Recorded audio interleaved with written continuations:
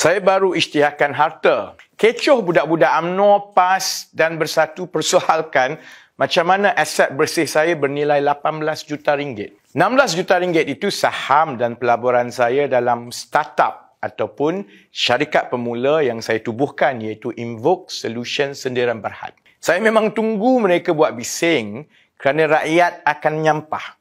Mereka bising pasal saya isytihar harta, tetapi mereka tidak perlu bising pimpinan mereka yang tidak ada perniagaan, tidak ada kelulusan, tidak pernah memimpin organisasi korporat tetapi hidup macam raja. Memang itu tujuan saya. Pertama, untuk tunjukkan hipokrasi mereka. Tapi yang lebih penting kedua, untuk saya boleh galakkan anak-anak muda mula membina perniagaan yang mempunyai nilai tambah. Hati saya juga didorong untuk menjaga kebajikan 150 orang kaki tangan saya di Invoke. Mereka anak muda yang berkelulusan tinggi. 30% mendapat straight A's semasa SPM dan banyak ijazah kelas pertama dari universiti terkenal di seluruh dunia termasuk Cambridge, Oxford, Cornell, UCL dan banyak lagi. Umur mereka antara 22 hingga 27 tahun. 70% Melayu dan 30% bukan Melayu. Mereka ada kepakaran dalam bidang teknologi, terutamanya bidang-bidang yang menjadi tulang belakang ekonomi digital, iaitu sains data, kejuruteraan perisian, pemasaran digital dan seni kreatif digital. Semua simpanan saya dari tabung haji dan ASB yang saya kumpul semasa muda, saya laburkan sebagai saham permulaan dalam Invoke sebanyak 2.5 juta secara beransur-ansur sejak 2016. Mana saya kumpul 2.5 juta tunai masa muda?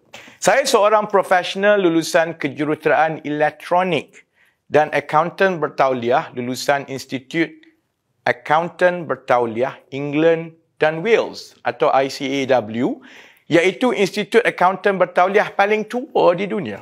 Saya memulakan kerjaya di London, gaji dalam pound. Masa itu 1 pound adalah RM6. Bila saya balik sertai Petronas, gaji permulaan RM3,750. Selepas 6 bulan dan disahkan sebagai pengurus termuda dalam Petronas, gaji saya naik RM11,000 sebulan pada umur 26 tahun. Umur 27 tahun, saya naik pangkat lagi menjadi ketua bahagian perancangan petrokimia Petronas dan gaji saya naik RM25,000 sebulan. Ketika itu juga, Petronas memendekkan tempoh persaraan dari umur 60 tahun kepada 55 tahun. Jadi saya mendapat pampasan RM400,000 pada umur 27 tahun untuk 5 tahun perkhidmatan yang dipendekkan. Prestasi saya baik di Petronas. Setiap tahun selama 7 tahun saya berkhidmat di Petronas, bonus saya adalah di antara 10 hingga 12 bulan setahun.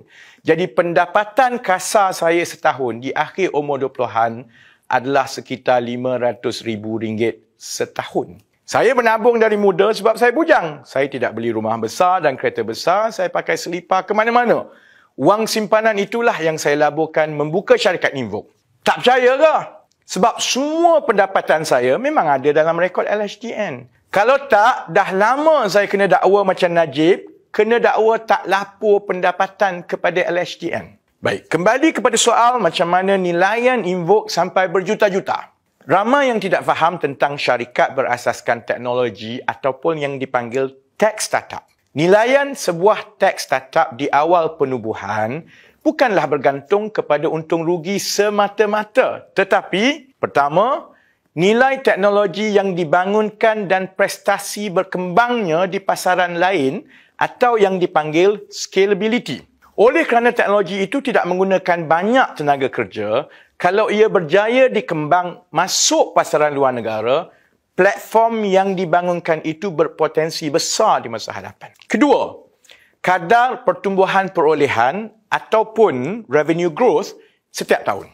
Lebih cepat perolehan berkembang, lebih bernilai. Ketiga, kemampuan syarikat mempunyai tunai yang mencukupi dengan mengimbangi perolehan dan perbelanjaan selalunya dipanggil cash sustainability. Ini kedudukan kewangan terkini Invoke.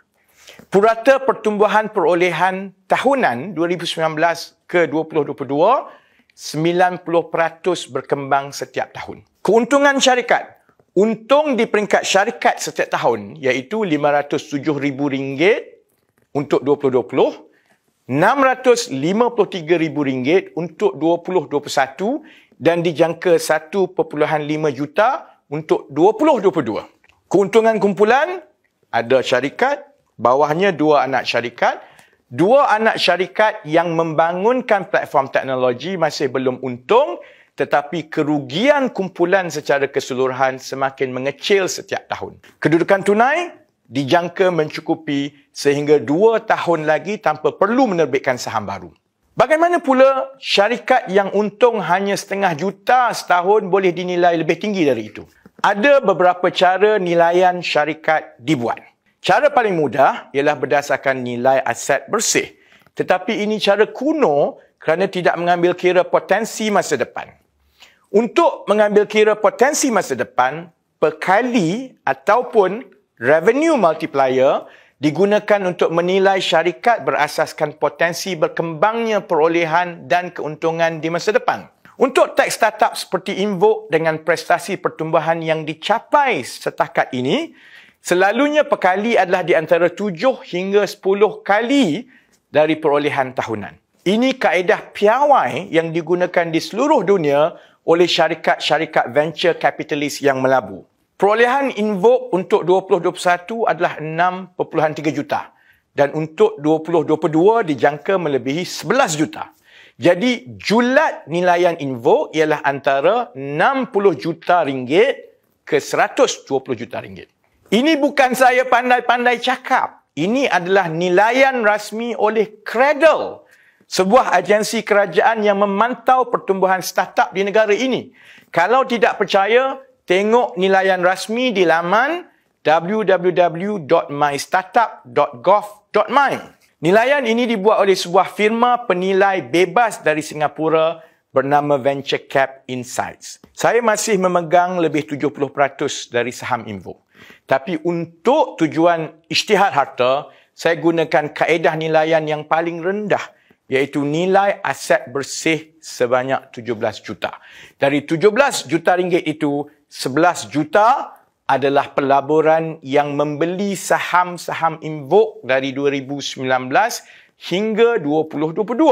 Kenapa pelabur tempatan dan antarabangsa beli saham Invoke? Kerana potensi untuk Invoke disenaraikan di pasaran saham di masa hadapan yang membolehkan mereka mendapat pulangan besar bila saham-saham Invoke mula dijual beli orang ramai. Kenapa saya cerita semua ini? Kerana saya nak yakinkan anak-anak muda Malaysia bahawa ini jalan masa depan kita. Anak muda Malaysia sangat berbakat, pandai dan berkebolehan. Anak-anak muda di Invoke telah membawa syarikat hingga ke nilaian berpuluh-puluh juta dalam masa 2 tahun. Bila Invoke disenaraikan, mereka semua ada saham masing-masing dan mereka boleh hidup selesa di masa muda. Syaratnya kena pandai, kena kreatif, kena usaha, kena berani dan kena jujur. Masa depan kita ialah ekonomi digital supaya mudah dikembangkan di rantau Asia Tenggara dan seluruh dunia. Visi saya ingin menaikkan ekonomi digital supaya lebih ramai usahawan tech Malaysia yang menghasilkan produk-produk digital terbaik di dunia. Anda ingat UMNO, PAS, Bersatu faham semua ini? Mereka hanya tahu jalan sakau wang untuk kaya. Sebab itu, sampai sekarang mereka belum isytihad harta.